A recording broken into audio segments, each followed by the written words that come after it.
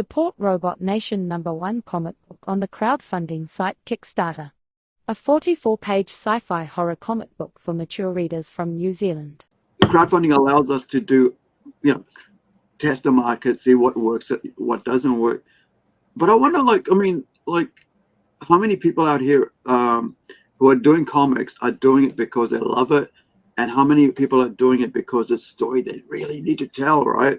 Like me, when I write a story, I'm like, this doesn't work right now. I'm going to put that over there, right?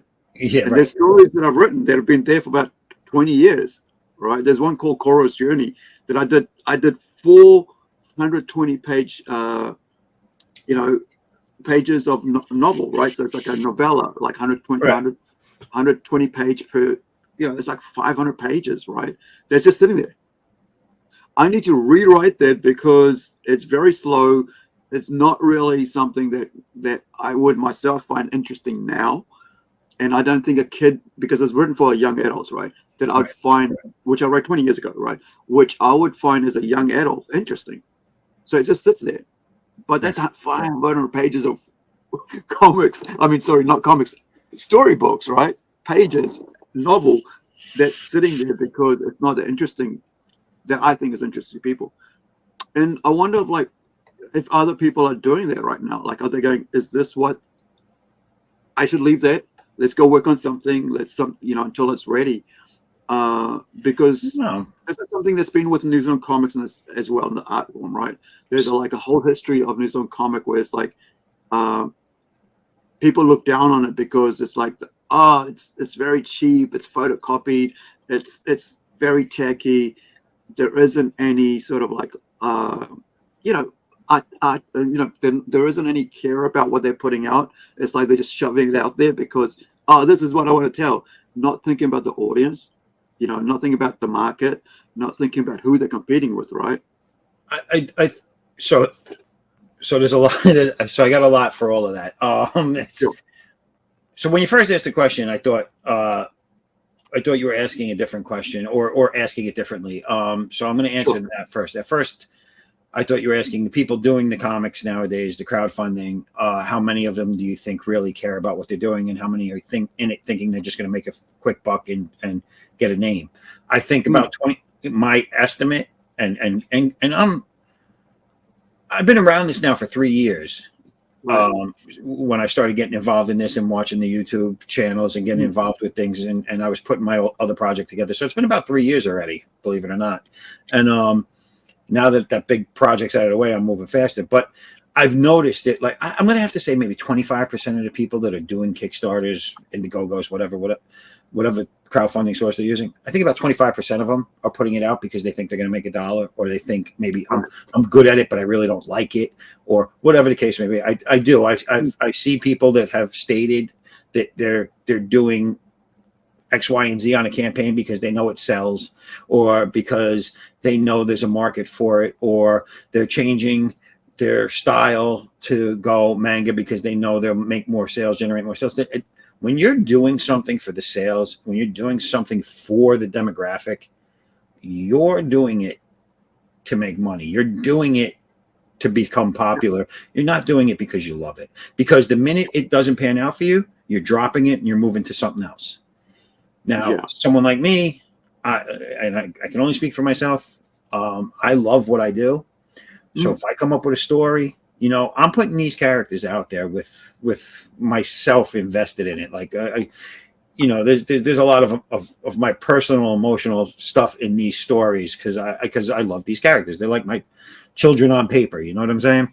And and there's going to be people that say, hey, that's crap, I'm moving away, I'm not even clicking on it. And then there's going to be people that are like, oh wow, I love that looks great, gotta see what else they've done. There's going to be that no matter what you put out, no matter how close you look at a demographic, there's going to be people that are going to look at it and say, yeah, that's shit. If you styled yourself to be manga because there's more fans of manga backing on such and such site or whatever, or that's the trend nowadays, you're still going to get people that come across it and say, that's shit, I don't like manga. You got to do it because you love it, to keep it going. If you plan on doing it long haul, you have to love it. If you don't love it, just do yourself a favor, save yourself a little anguish and just do something else. I mean, maybe you like writing, but you don't like the comic field. Then write for someone that does comics if you want to see yourself printed in comics or whatever the case may be. But do the aspect of it that you like. Don't just do it for the sake of doing it. Because one, you're flooding the market with stuff that people now have to rifle through to get the stuff that they might like. You're making people waste money, and you're putting something in their head like, oh, I bought this thing. This guy obviously just did it to make a sale.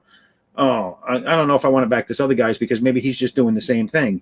You know, you're hurting the market, and you're wasting your time. And I feel a lot of these people get upset with everybody else. It's like, hey, nobody.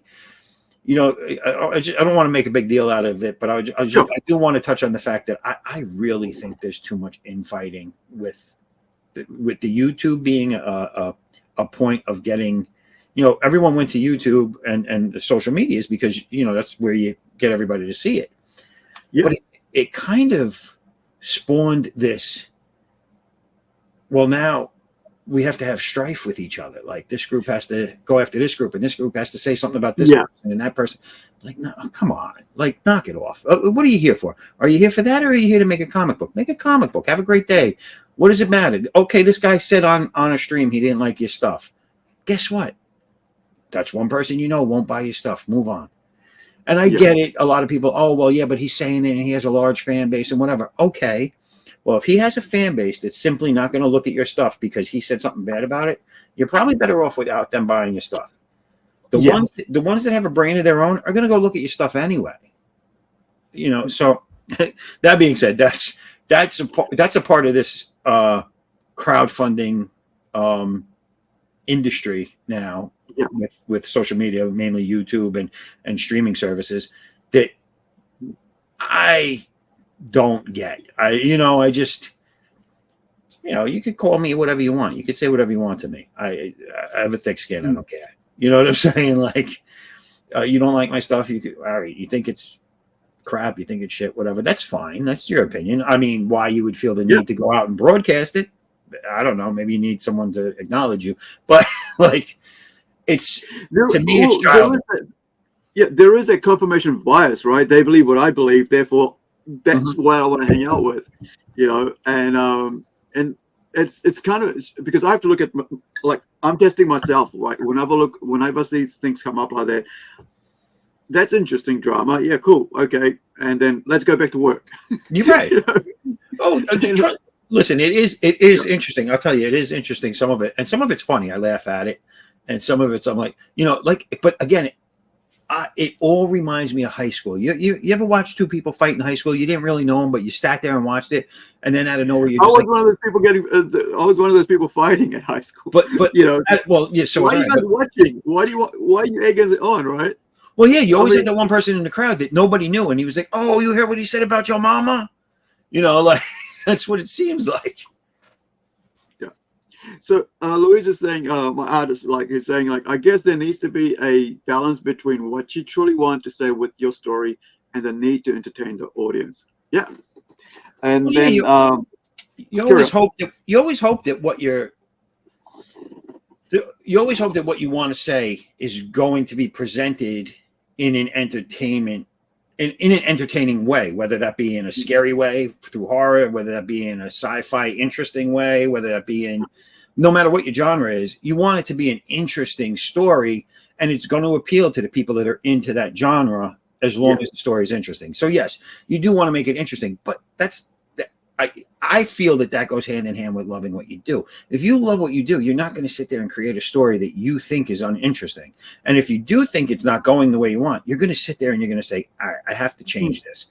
Something's not working here. I have to go back and fix this. On a rare occasion, you'll get all the way to the end and you'll be like, you know what? I got to scrub this whole damn thing because it just sucks. I'm restarting. And I've done it. Yeah. But you're not going to do that unless you love it. If you don't love it, you don't care, you're going to write that piece of crap. You're not going to change it. You're going to put some artwork to it, and you're going to put it out there and see how many people bite. That's the difference between loving what you do and being an actual artist, writer, whatever, and then just being someone that's trying to jump on the bandwagon. Yeah, and you're right there. Louise makes a good point, right? Like at the end of the day, like if you don't love the work, you just put out whatever, right? And then you'll get upset if somebody say, "Oh, well, that's trash." Like when I put out, like I went and sold a comic book for $550 New Zealand, was worth about 1,000, or more US, because it was the first appearance of Miles, or the black Spider-Man, right? Miles Morales.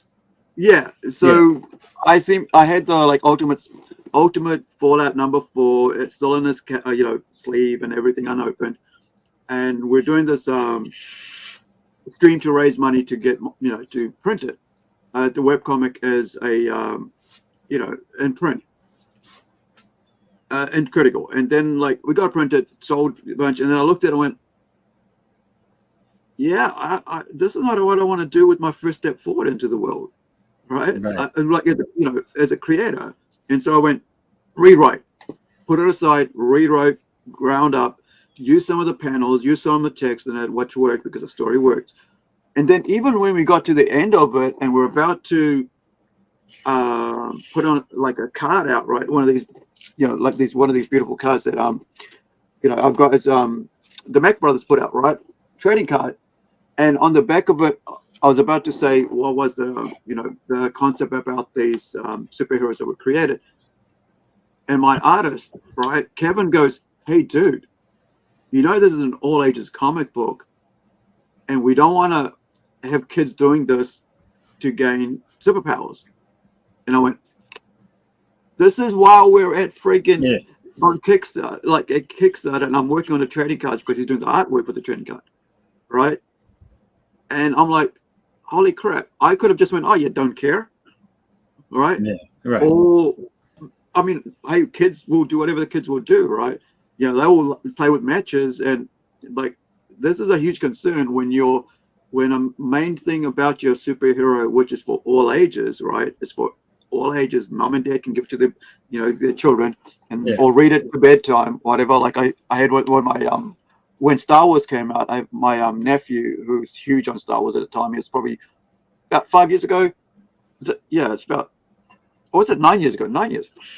Sounds good, right? So 2015, right, when Star Wars came out through Disney, they put a new whole Marvel series comics out, and so my brother-in-law, he bought the first 12 issues, and he would read with my nephew Zach bedtime, comic. And to think that like he reads in there, this is how uncles superheroes get their powers, so I'm going to go try that, right.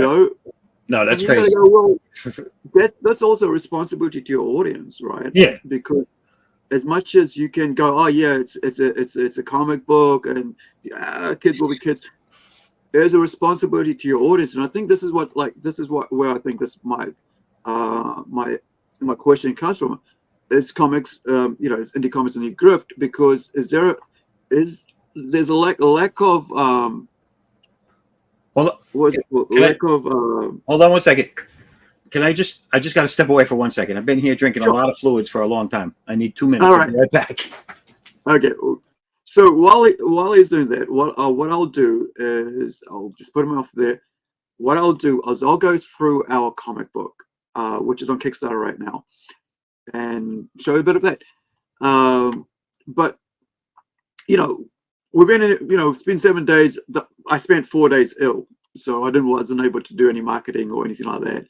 But one thing about this comic book is it's standalone, right? It's 28 pages. It's awesome work. There's a pull-out poster, which is this one here. Let me show you. It is this beautiful work here by Edwin, our colorist.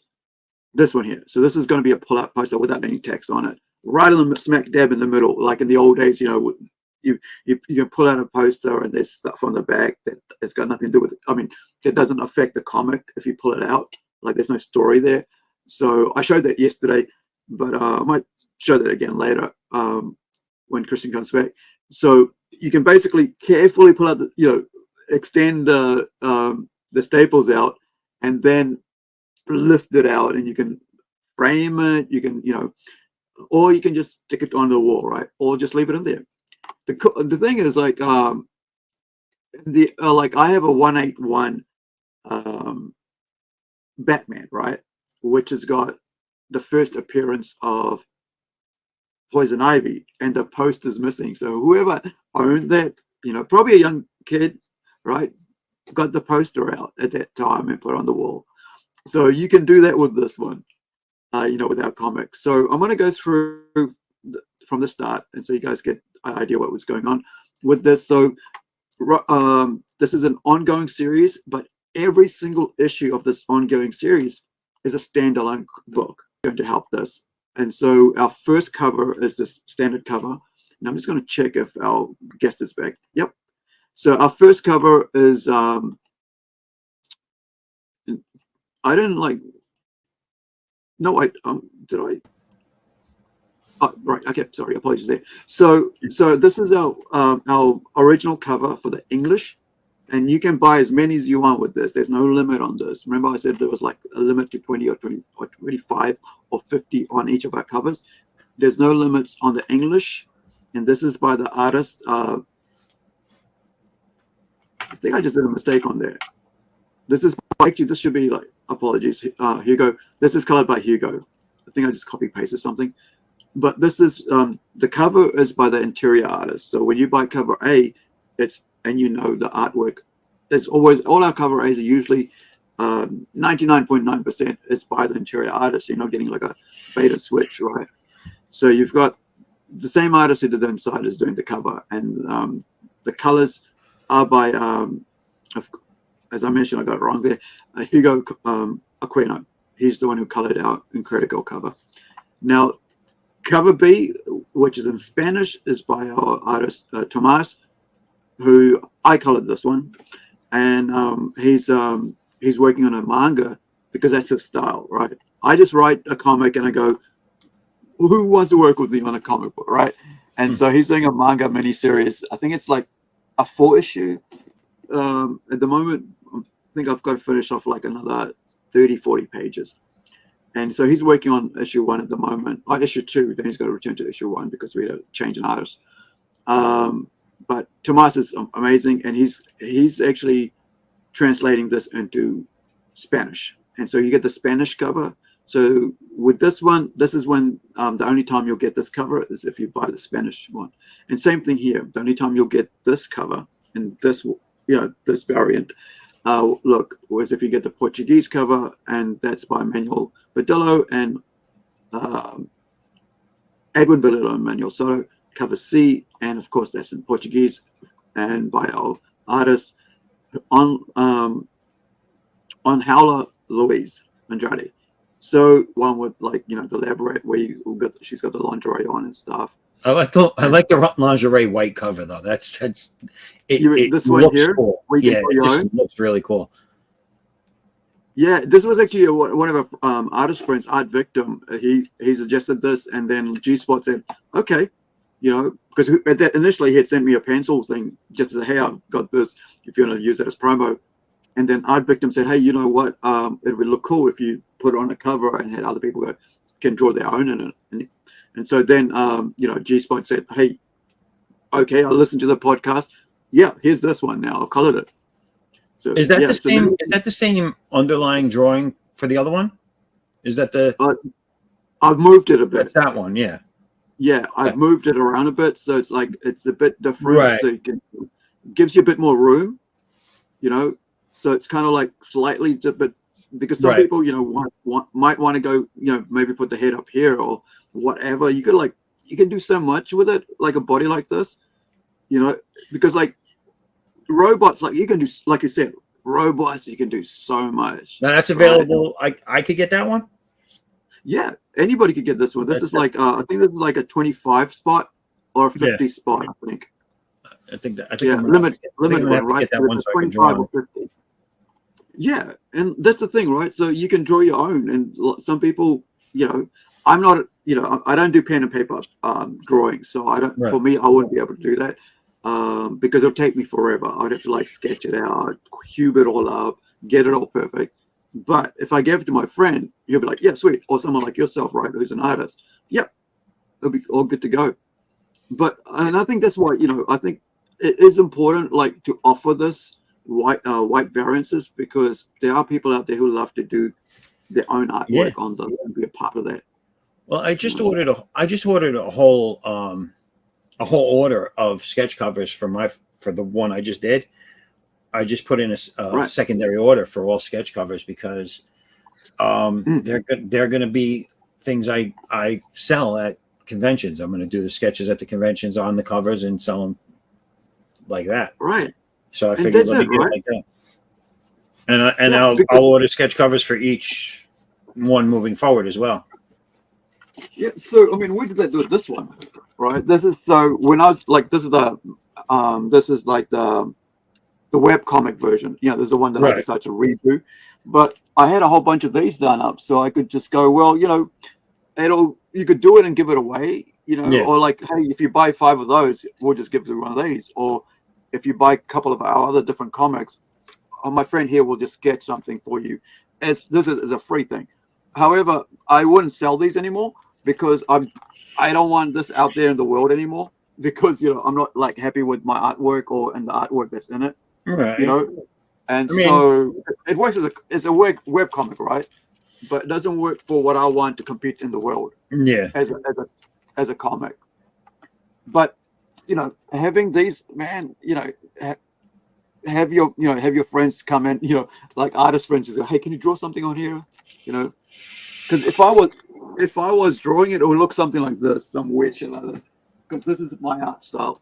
Because I'm a sculptor, right? So when it comes to like doing physical work, this is what it'll be like, some weird, little chibi like this on there. That's cool. Yeah, so it'll be like a little chibi drawing. It'll take me about 2 days to draw it because I'm that slow, and that's why I appreciate artists, because and illustrators. But I don't know about collectors, but fans I know like that stuff. I know because I'm a fan of comics too. I don't just create comics. I've been a fan of comics since I was a kid, and if the writer, especially if the writer, I'd be amazed if the writers came out and started doing sketches on covers. That'd be awesome. But artists, just I'd rather have, if sketch covers were around when I was a kid, I would have been so much more happier, and I would have bought nothing but blank covers my entire life. Forget all the other variants. Simply because you go to a convention, people bring sketchbooks, people bring whatever they have on them, and they hand it to someone. They're like, can you give me a sketch, whatever. And if they're charging, they'll pay for it. If a lot of guys used to do it for free, I don't know if they even do that anymore. But a sketch cover is so much better because you could form your own collection. You can get your own long box of nothing but comics done by your favorite artists. And I think that's so much cooler to collect than a sketchbook, because guess what? You drop coffee or soda or something on a sketchbook, you lose them all at once. If you ruin one sketch cover book, the chances are you didn't ruin all of them. So, but I like it. I must have over I'm just guesstimating, over 200 sketch cover books that I've bought since they started doing them, and I think I've drawn on maybe 30 of them. I have 30 completed. I got like 5 right now that are in various stages of undone. Those are also things that I like to use to break the block. Like I'll jump off my page work and go and work on one of the sketch covers and then jump back over. But they're cool, man. I like them. The guy in my local comic shop, every time I come in, he goes, I got you 3, I got you 2. Like he just knows to order the sketch covers for me. So I'm like, you're awesome, dude. Yeah. So now we went on to that while you were away. So I want to come back to Louise's comments here. So he was saying, and this is in regards to writing stories, and I guess that there needs to be a balance between what you truly want to say with your story and the need to entertain the audience. Now we discussed that. So the next thing after that, he said, but I totally agree. We shouldn't make stories just for the sake of money, because see, that's what we and I don't. And there's a balance to that, right? When it comes to art versus money, and it's important. Like and he carries on to say, love is important for art, and and essential, actually, right? So when it comes to stuff like this, there has to be a balance between the money and the art, because as artists, we cannot survive without the money. Right. And so, however, you also don't want to glut the friggin' economy, or like not economy, sorry, the market with just anything, right? Because then people think that anything goes. Just like right now, people think that AI art. This is why I think the glutting of the indie comics industry, or Kickstarter and all that crowdfunding, has made because of the quality of art or whatever, and because just anybody can do it without even having any what we say, like a player in the game kind of thing, right? No investment in it. It's just like, oh yeah, this is what's hit now. Like, people like indie comics is crowdfunding's the thing now, so let's get a comic on there. Let's get some money out of that as a that's why people call it a grift. There's people that will grab an idea, they'll grab a concept, they'll grab an art style, and they'll grab a funding site that are all the hot ones at the moment. They'll smash something together, get it out there, make a good fortune on it, because they know these are the things, they did the research, these are the things that people are buying right now, and they'll make a fortune. They'll put it out there once. The people will absolutely hate it because it was done for that sole reason of making that money. And now what they've done is they've bastardized the industry for their own gain. They've hurt the industry, and I call it an industry because it's where it's going. It is an industry now, whether people agree with it or not. It's a part of the comic industry anyway, at least now, and it's major part. Actually, you're hurting your money. You're hurting everybody's money by putting crap out there purposefully. Now, we touched on this earlier. I would never turn around to someone unless they threw stick figures up there with no words and just fighting. I'd be like, okay, you need to rethink what you're doing. Like, no one's going to buy that. Save yourself the trouble and the heartache. I know you love it, but maybe you want to write it and find an artist that can put it out there if you really love it that much, or vice versa, whatever the case may be. If you're a really good artist and you have no story, then okay, maybe get someone to write, tell them what your characters are about and have them write you a cool story, and then you can illustrate it. There's ways to go about it if you love something and do it. Like, listen, even with me doing all of that right now for myself, I know I'm an artist first and foremost. The writing came secondary. I've gotten some really good feedback on the story, so that made me very happy. And it wasn't from people that needed to tell me, like, you know what I'm saying? It wasn't from my mother or anybody. I would love to be able to get to a point where I could pay to have a writer on board, and not because I think I wouldn't be able to do it, but it would speed up my process, and it might give me a little free time. You know what I'm saying? Maybe I wouldn't have to work myself into an early grave by staying up all hours of the night doing this. I would love to have people do other things. I mean, I came right out of the gates knowing that coloring is not my strong point, and that would be who I have to hire. I also knew that I wanted to use funding to get some really nice covers on these things by people that I admire in the industry, and which is what I've been doing. I'm not the type of person that's going to go and get the hot name to do a cover. That I don't care about that. I'm going to get someone that I've always wanted to, that, like, back in the 90s, maybe I always wanted to work with. I had Bart Sears, Andy Smith work on the first one, do covers for me. And I have Vic Medina, who I think is a great talent now. He's done 2 covers for me so far. Both of them are in this one. One's a standard back cover. It's going to be on every variant, but it's going to be the back cover. And one is an alternate front cover. But I also have, I have one person that is doing a cover. I'm not ready to divulge who that is yet, but they also were a known name back in the 90s, whose stuff I really admired. And So they're doing a cover for this one for me, and that's what I plan to do moving forward, as long as I could get them interested to do one, you know. And guess what? If I get to a point where the people who I want to do covers for me are just not available, but I'm ready to put out a Kickstarter, then unfortunately, guys, you're gonna have to stick with my covers. You know what I'm saying? But it's at the end of the day, it's like whoever, you know, if people are interested in it, it's a cool thing. Now, one of the things that Louise said was like this, right? So, and this is, you know, if I do hope indie comics gets some spotlight. Comics shouldn't be just about the big two. absolutely. And I think, you know, getting back to the whole, like I was showing, like there's 28,500 comic projects on Kickstarter right now. Now, we said 25% of the would be like what we consider would be like people just doing it because comics are a thing. And there are people who are doing that. And, you know, amongst those 25, and this is what I want to get to. Wait, 28,000, but those include the old funded ones too, right? Yeah. Okay. But I mean, they're the ones who are running at the moment. I'm not sure if it's the old funded ones as well. But no, I think it's all of them, because I think at any given time there's only a couple of hundred running live. okay. I don't remember any time where it's gone too much past like 200. Okay. It might So have. let me get to that, and let's have a look. So explore 200. Yeah, no, it's running.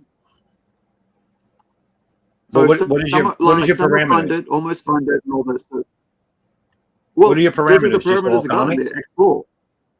Yeah, I Comics. think this is just under comics. Filtered. So right. Following projects I've backed, all projects, live projects. There we go. That would work. So right now, yeah, you're right. 282 comics. So 28,000. I was about to stop. Right. I've been like, I can't do this. That's too many projects. However, but here's the thing, right? With 200, and this is my point here. So with 282 comics, Yeah, right, projects on there right now, it's a lot. 50 of them would be the grift. Hey, it's a popular thing right now to do Right. comic books. Now, the other point I wanted to make on this is there are, because of the grift comics and because of the, you know, not people who just don't love the comics. And I don't want to be some elitist here. I'm not, you know, right? I'm not saying that not everybody's doing it, doesn't love it. What I'm saying is that there are some who are doing it because it's the grift. But on top of that, there are people who are doing it because they're making it out of AI, right? Yeah. And this is Yeah, what AI this is what- I hate. yeah. So the grift also now has become where it's the AI comics are out here, and people, because of the lack of because of the grift for comics, there is kinds of people that make AI comics. Those who really don't care and have a good little idea and chuck it in a ChatGPT, write me a comic, and this is the parameters. Boom. I actually I did one of my stories like that. I said, oh, this. And I'll never use that story, right? But I wanted to see how it worked and what it could give you if you used the ChatGPT to write a comic book and how it would work out. And it gave me everything that is so stereotypical with what Hollywood believes the story should be. Right. A, B, C, D, E, F, G. And I was like, that's not how I want my stories, but this is exactly what you get in entertainment 90% of the time right now. Please support the Robot Nation comic book on Kickstarter. A 44-page full-color sci-fi horror comic book for mature readers from New Zealand. The comic book is translated into 3 languages: English, Spanish and Portuguese, with amazing art and variant covers from artists around the world. This first issue of Robot Nation will be released as self-contained one-shot style complete books. Each issue has 2 stories. Visit Kickstarter.com and use Robot Nation in the search bar.